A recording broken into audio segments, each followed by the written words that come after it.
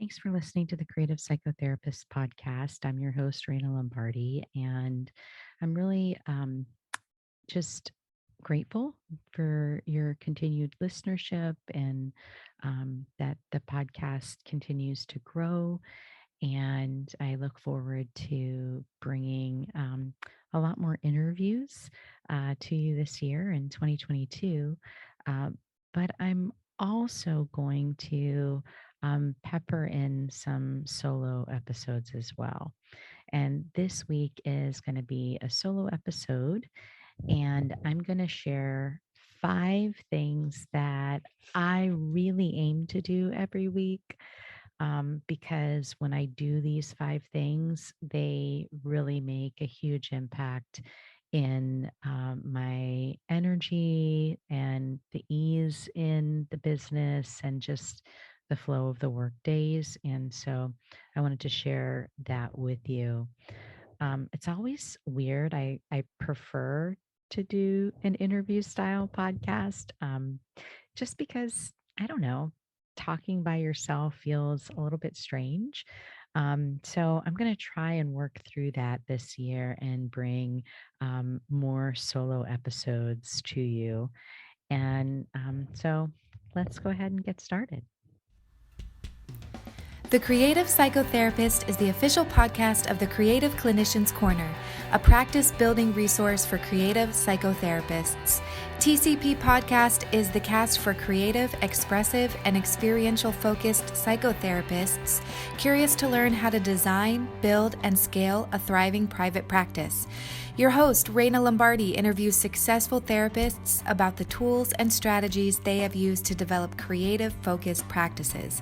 They also talk about the products, services, and side hustles they have developed using their knowledge and creativity to enhance their therapy practices, make a greater impact in their communities, and diversify their income streams. Welcome. Now here's your host, Reina Lombardi. Hey there, creatives. I'm really excited to share with you the 5 things that I really aim to do every week to make my life a little bit easier and just to make the work week have more ease and flow in the day to day activities.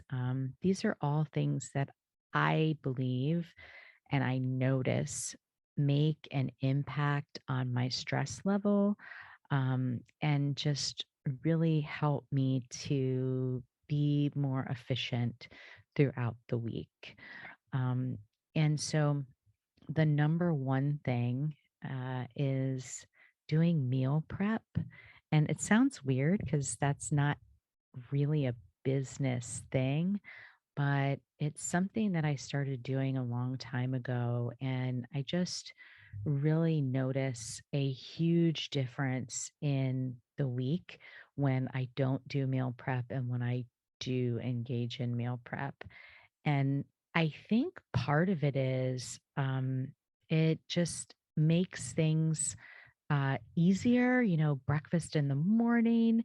I'm a breakfast person. I know some people don't eat breakfast, but if I don't eat breakfast, it just really messes me up for the rest of the day.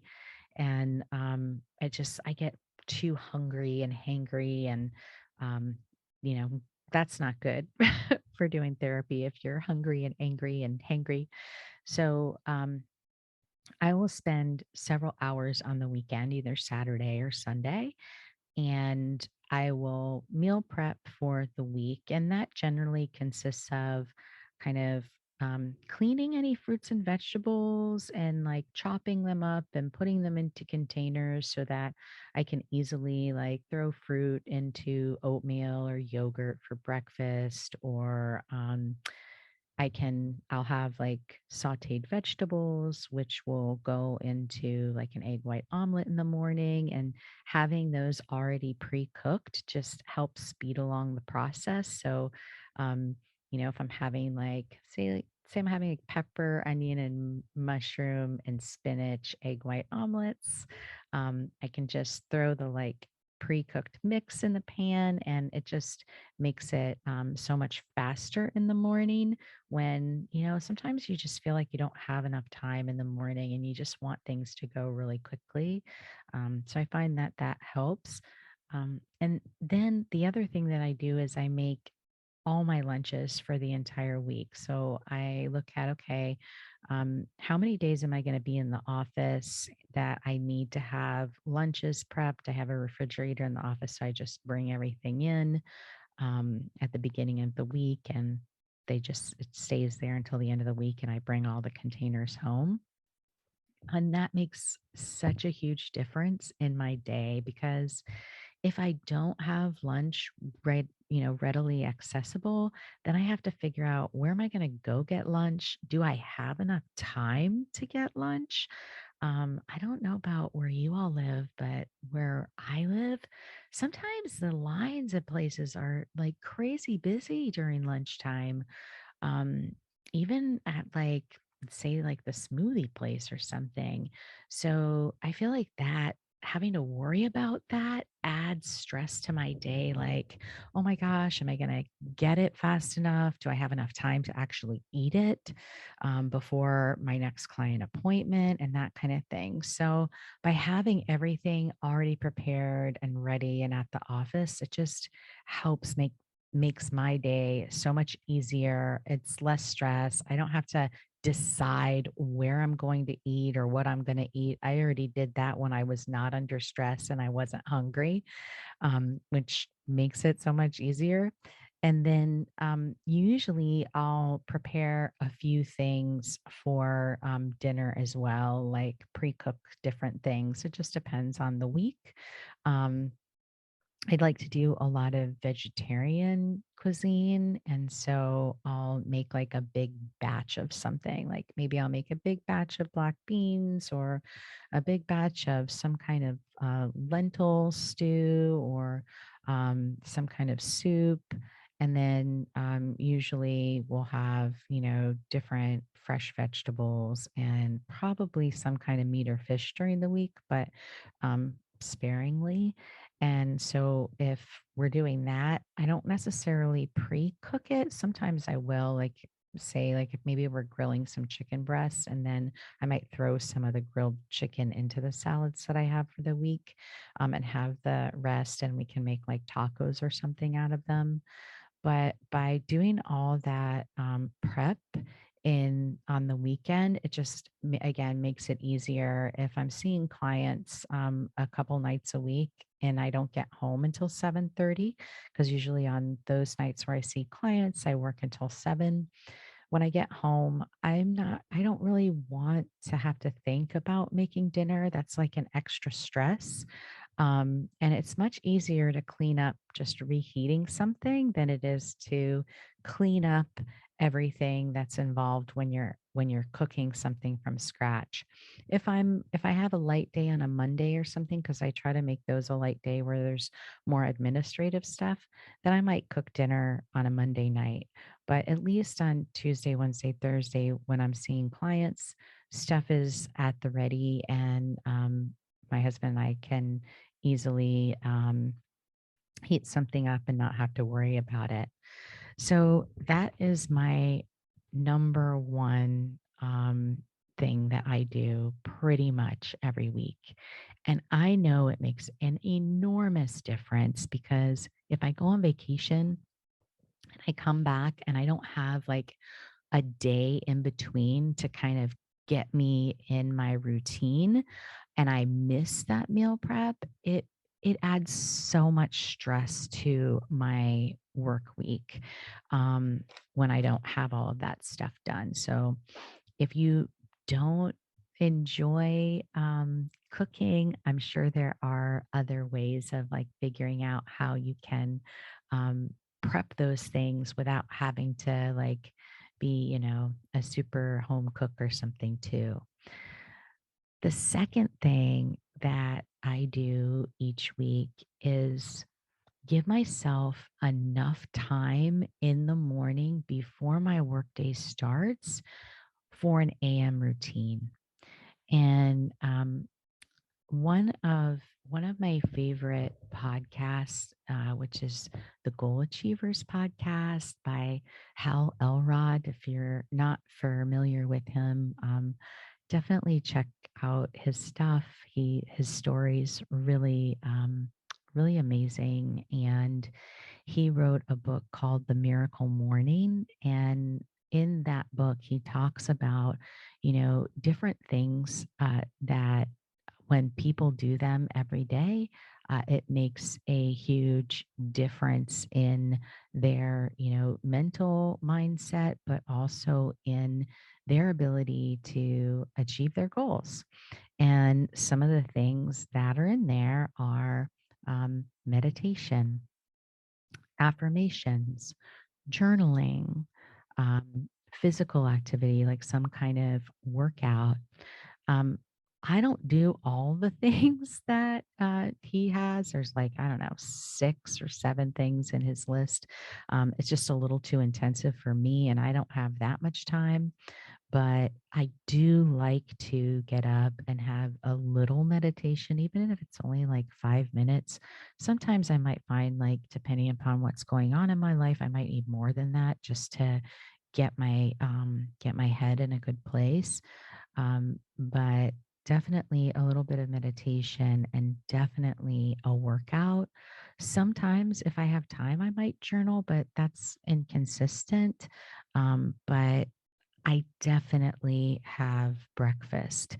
And there's something about like having enough time to get up to do a physical activity, whether that's going out on a walk or going to the gym and working out, or even like working out at home in the morning before the day starts. It just makes me feel like my whole day is less rushed versus if I sleep in and then I'm like, oh my gosh, I don't have enough time. I have to like hurry up and get a shower and eat and run out the door. So by getting up early and starting off my day that way, it just helps a lot. And I find that it increases the amount of energy that I have later on the day, especially if I have a really good workout in the morning. And it also impacts my mood in a positive way.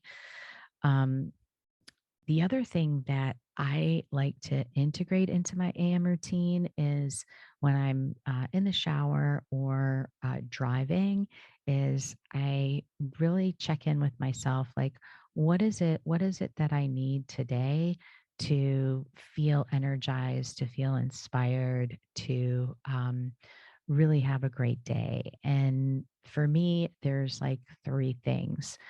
It might be music. Maybe maybe I'm just really fatigued and tired, and I don't have the brain capacity to listen to something like a podcast or an audiobook. So instead, I will figure out, okay, what music can I listen to this morning that is really going to wake me up and get my engine revved up for the day and increase my energy. But if I already am in like a good energized place, then I'm probably going to look for something that is more either spiritual, or it might be more like therapeutic intervention, inspiration, or like educational oriented. So either I'm going to look for something to listen to that's spiritual, or I'm going to look for something to listen to that's more educational uh, and inspiring. And that might come in the form of somebody else's podcast, but often I'll listen to audiobooks as well. And I love doing that because it gets me to start to think about how I can integrate these concepts into the work that I do. And oftentimes it becomes inspiration for new interventions, but also different ways of delivering psychoeducational material, particularly if I'm listening to interviews. Or audiobooks about an approach or a theory that I'm still not masterful around. So that's number 2, my AM routine.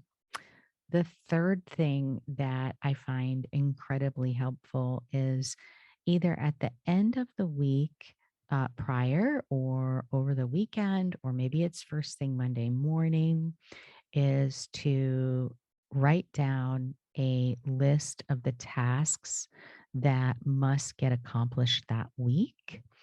And then I use a prioritization system to help me identify what are the things that I absolutely have to get done this week. Like, no chance that these can be um, pushed off to the side or pushed out to next week. And if you're not familiar, there's a simple system called the Eisenhower Matrix. And yes, it was created by or attributed to President Eisenhower.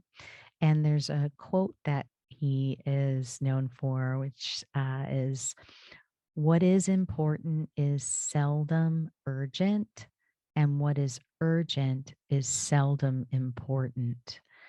And so it's helpful if when you're looking at your task list, if you can identify what's urgent, what absolutely needs to get accomplished, and also is important.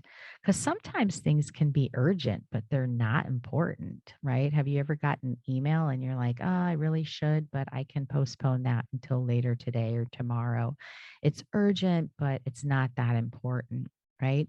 But if we can figure out what's urgent and important, then we can make sure that we're addressing those things in our business.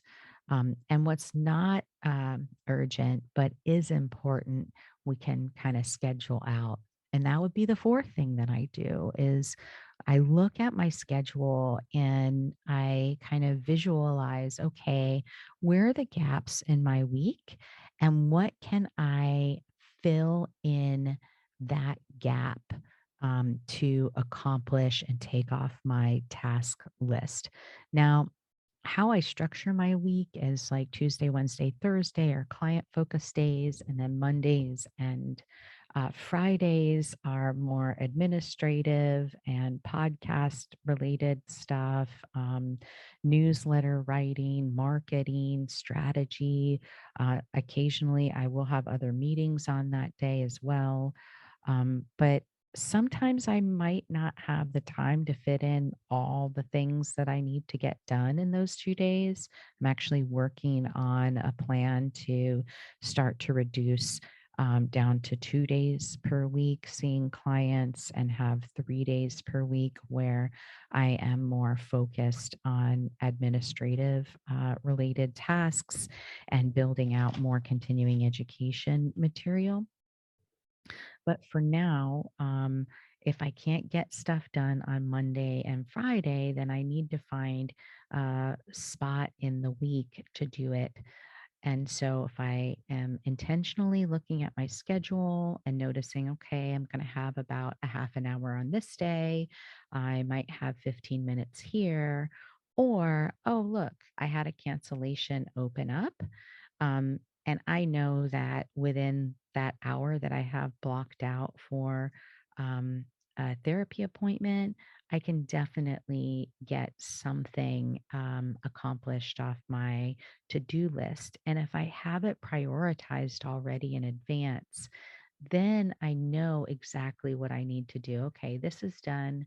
Let me move on to this task. I can get this taken care of because it fits nicely in that 45-minute slot there. That's the other thing. If you're going to fill something in a 15-minute slot or a 20-minute slot, making sure that whatever the task is kind of matches that time period.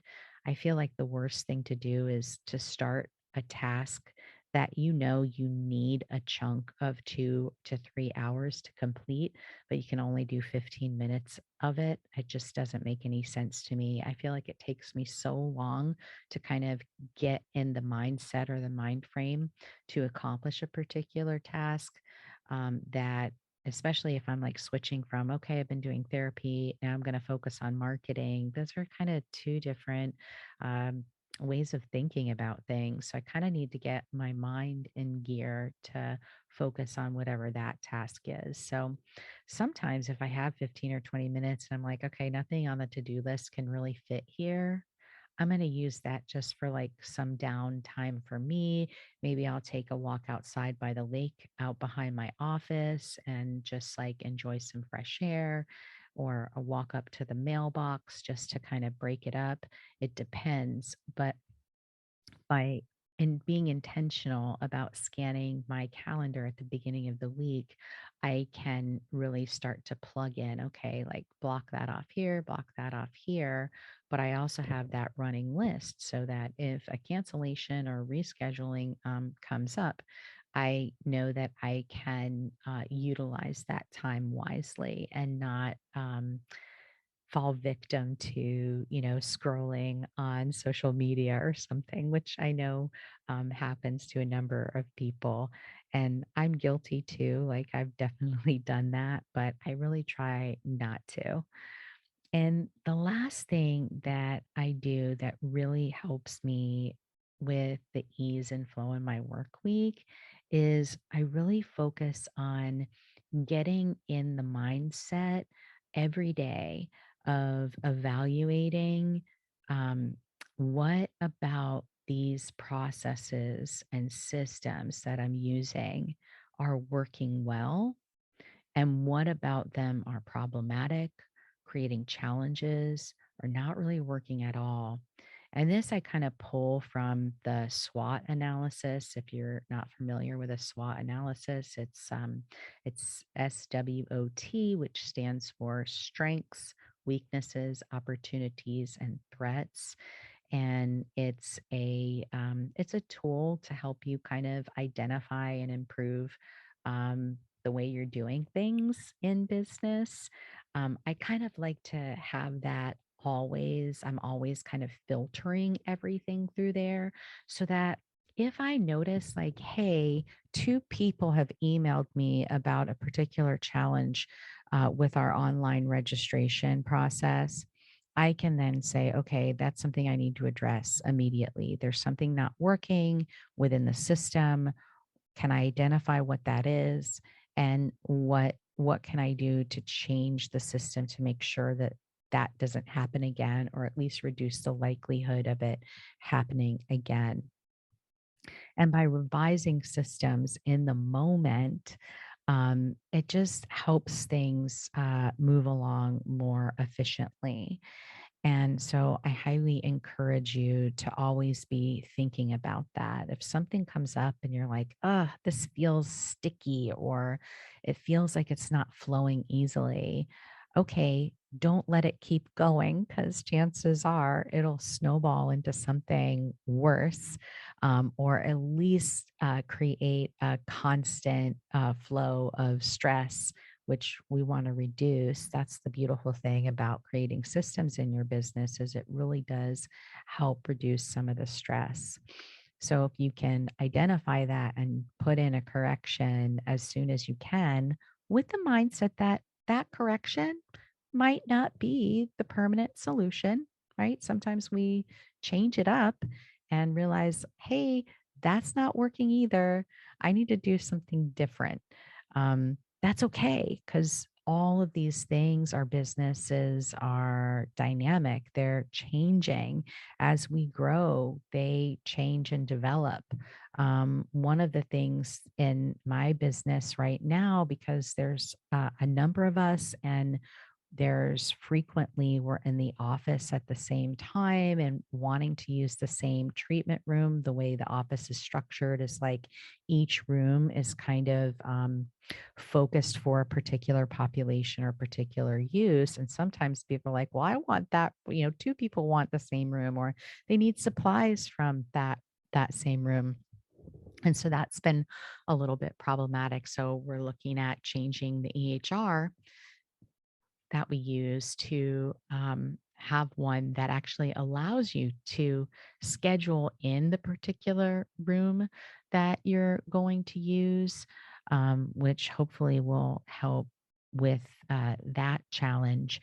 And then the other thing that we're we're working on is doing complete, I guess, refurnishing, changing out the way the rooms are set up so that each room can accommodate um, every kind of client that we see, and the materials that are needed to serve that client are available in each space. So we've identified that that was like coming up for a couple of people. And so we're going to work on implementing that solution right away so that we can make everybody feel, you know, like they have everything that they need to help their clients the best, and that their clients are getting the most of their experience with us.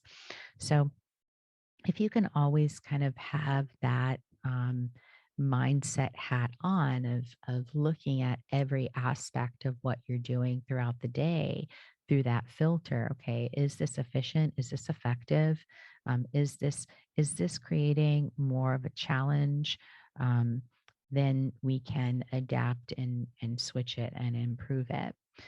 So just as a recap, the 5 things that make a huge difference in my work week and just make everything so much better, decrease the stress that I have, help me with maintaining my energy and mood, and just make things flow a lot easier. The first is meal prep. I cannot stress you guys how important that is. Um, the second thing is having a morning routine, which really allows me to feel like I'm taking care of myself and prioritizing myself before I do anything else for the rest of the day. It makes such a huge difference. The third thing is creating that task list before your week starts, either at the end of the week before or on Monday morning, and really identifying what is urgent and what is important that you need to get accomplished that week. And then scheduling that into your calendar to make sure that it happens, and then having a running task list for any other things that aren't urgent, but they're still important and need to get done, and seeing if, as things flow out and adjust in your calendar, if you have cancellations and things like that, that you can pop those other tasks in and get them done during those times so that you're really making sure that you're utilizing your workday effectively. And then the last thing is the mindset, right? Just always having that mindset of um, filtering every process and system and interaction that you have in your business through, like, okay, what about this is working? What about this could be improved? And then implementing, your solution to improving it and continuing to evaluate it, obviously. So that's it for today, and I hope that my 5 things that I do each week um, might inspire you to think about what are some things that you could be doing to help yourself um, through your work week, and be successful in your private practice. All right. Thanks for listening. And next week, we'll be back with an interview podcast. And I'm looking forward to sharing that with you. Thanks so much for listening to the Creative Psychotherapist Podcast. I hope you enjoyed this solo episode. If you like what you hear, please, please, please do click the subscribe button, share it with your friends and colleagues, and provide some feedback wherever you listen to podcasts. Again, I'm just really grateful for your continued listenership, and I look forward to talking with you again next week. Bye bye. Thanks for listening to this episode of The Creative Psychotherapist. If you like what you heard, please rate, review, and subscribe wherever you listen to your favorite podcasts. For show notes, downloads, and additional resources, head over to the website at www.creativeclinicianscorner.com.